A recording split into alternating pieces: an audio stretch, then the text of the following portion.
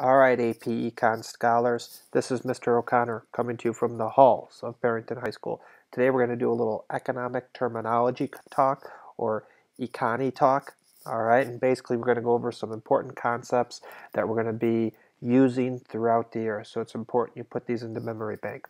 3 of them we've already talked about this year. And you should already have a little bit of familiarity with them. That is utility. Utility is what you get satisfaction from. It's a satisfaction that you get from something.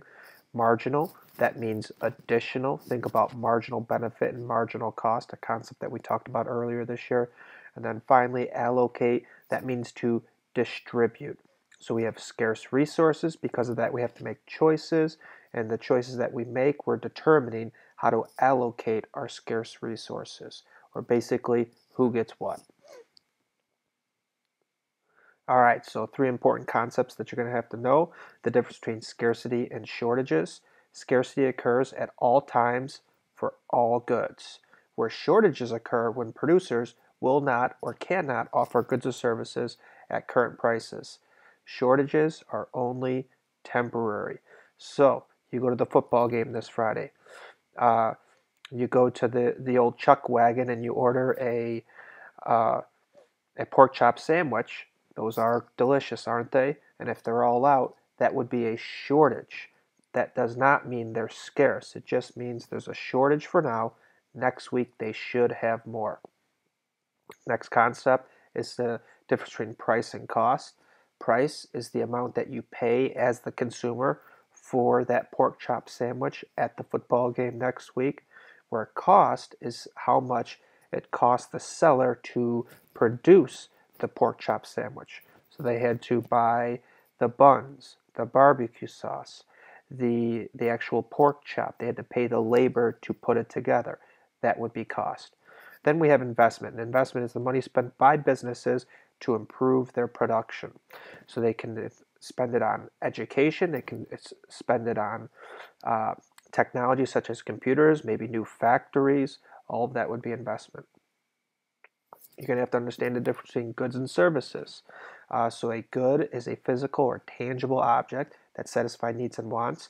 We have consumer goods, which that's for direct consumption, such as pizza. I'm sure you guys can think of a bazillion other consumer goods that you come across on a daily basis. Then we have capital goods, and those are created for indirect consumption or man-made goods used to produce other man-made goods.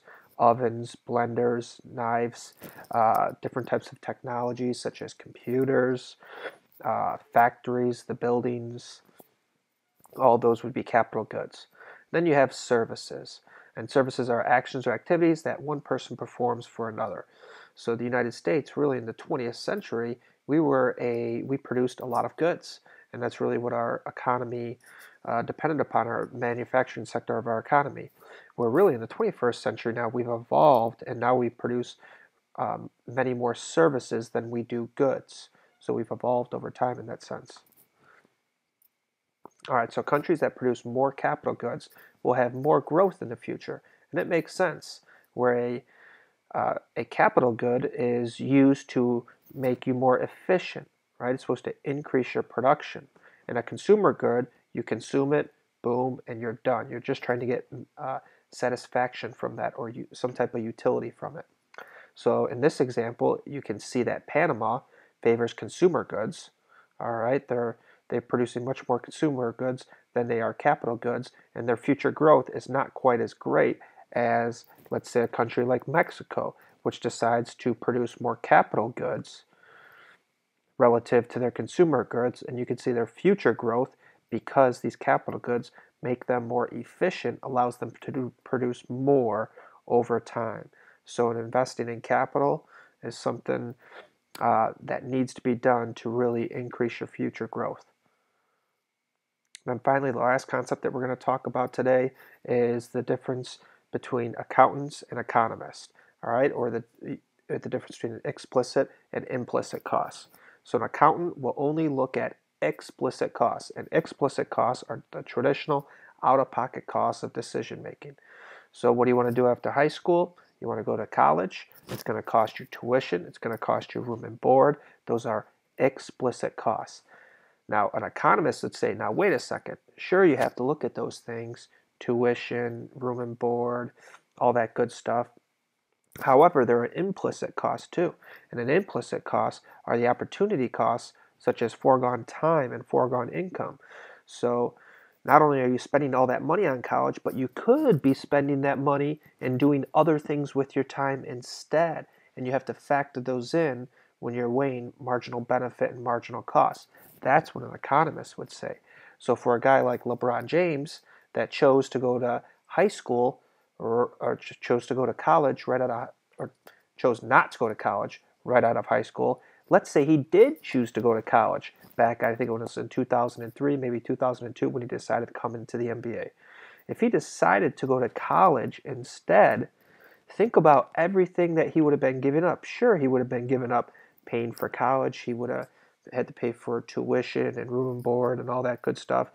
However, he would have also, those would be explicit costs. His implicit costs would be the income that he could have made as an NBA player, which is millions of dollars. In addition, he could have made millions of dollars in endorsements.